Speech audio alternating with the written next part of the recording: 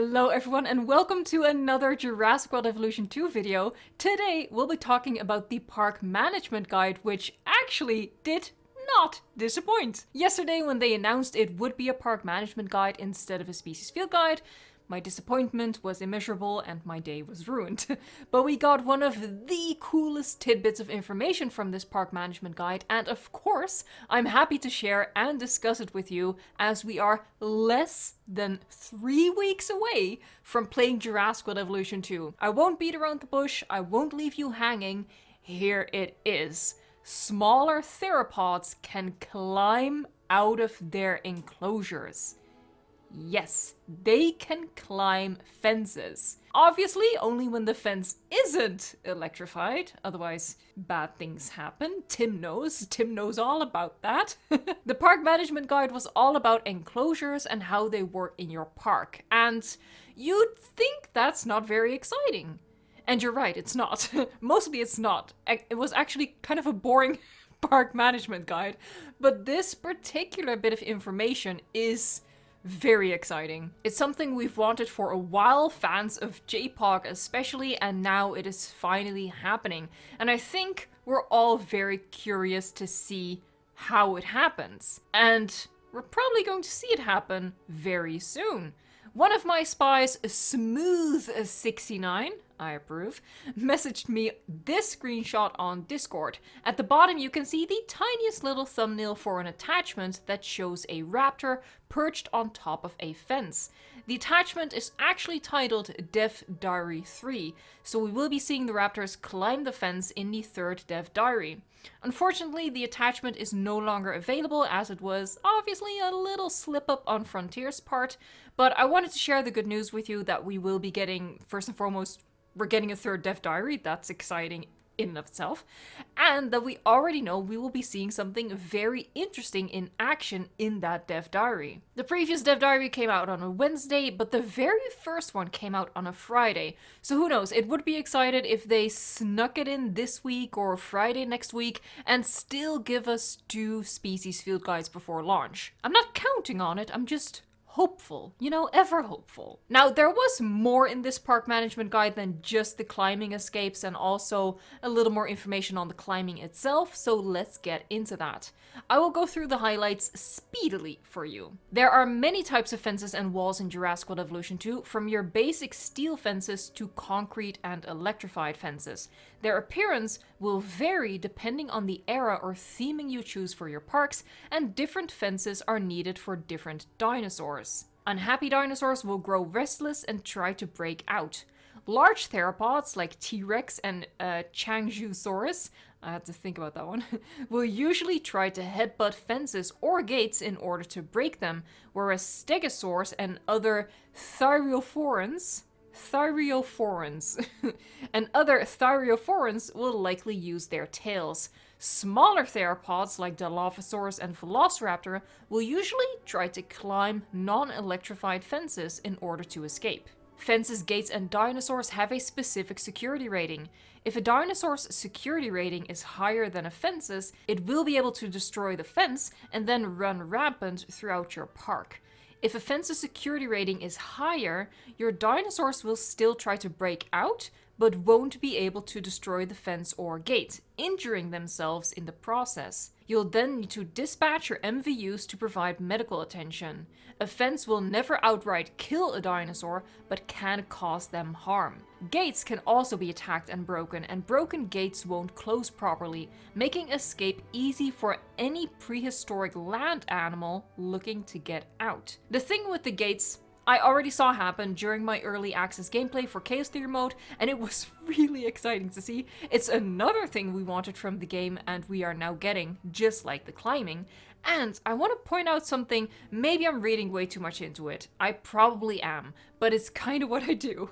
But, you know, phrasing, words are important to me. You know this. Maybe you don't. It doesn't matter. They use the words prehistoric land animal in this little section over here. They could have just said dinosaurs, because as far as we know, up until this point, we have flying reptiles, marine reptiles, and land dinosaurs. So there really was no need to use any other wording than dinosaurs. It's, you know, it's one word, it's easy, we all know it, we're familiar. But they're saying prehistoric land animal. So, I don't know, my spider sense was tingling at that point. This could mean that we're getting land creatures other than dinosaurs. Electrified fences will act as an extra deterrent against attacks, but they also need additional power in order to deliver an electric shock. If they don't have power, they will still act as a regular fence, but with a lower security rating than a fully powered fence. Velociraptor and Dilophosaurus won't climb electrified fences, but will instead attack the fences directly using their heads or bodies. If the fence loses power, they may try to climb it. I also actually like that the raptors will still try to ram an electrified fence, because of course that is what they did in the original Jurassic Park, and especially the novel goes into it, how they test the fences. What's also very cool is that the dinosaurs will harm themselves while doing this, so it's not a case of, oh, they can't break out anyway, I don't have to worry about that. Because you do have to worry about it. You have to get to work, but in a different kind of way.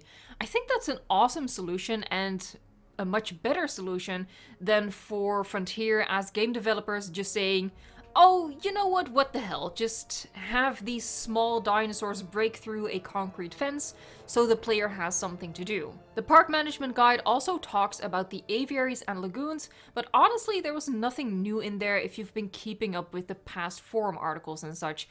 And for example, if you've been keeping up with the weekly news updates, only 2 left? 2 left? 3 left? How many are left? Can I count? What is life? 1, 2, 3. 3, I'm sorry. We have 3 more of those left. Subscribe if you want to see those. I do like that the article confirms what we already saw in a blink and you'll miss it shot from the second dev diary, that the monorail track can go over the lagoon. I think that's going to be so cool for park building. On the flip side, it also confirms something a little bit disappointing. The lagoon creatures, no matter how hungry they are, can't escape. I take that to mean they also can't act out when they are agitated by, for example, ramming themselves against the glass of the viewing gallery. I think the lagoon is shaping up to be, let's call it, minimally interactive, and the creatures inside of it will not interact with anything outside of the lagoon beyond, you know, the shark feeder. We did get to see the mystery marine reptile again, and seeing the footage, I think we can indeed say the mystery marine reptile and not one of the two. I think there's only one. The one from the second dev diary and the one from last week's feature focus article are the same creature, it looks like. Because the way it breaches the surface and the fluke comes up, it just really looks like what we saw in that image from last week. And can people please, I love you, but can you please stop commenting, Beaver found the Megalodon, it's the Megalodon! Because Frontier confirmed that it's not a shark, and the Gaming Beaver actually put that in a pinned comment. Unfortunately, and this is like a hot take, unfortunately, annotations have been disabled on YouTube like a decade ago. But you used to be able to add messages on top of a video that was already posted, so you could sort of correct some information after the fact. That's no longer a thing. But yeah, that information was already corrected after, you know, everyone had the initial hype of it might be the Megalodon. It has been confirmed officially by Frontier that it's not a shark, it's not Megalodon. Finally, a shout out for this little decorative moment going on right here. Frontier, thank you so much for finally making something small like this even possible. It's going to be awesome. I cannot wait for this game. And it's less than 3 weeks away, people. I actually got a week off from my day job to be able to play the game non-stop that week, so expect tons of content for Jurassic World Evolution 2 when it launches. Thank you so much for watching, liking, subscribing, and until next time, enjoy the anticipation.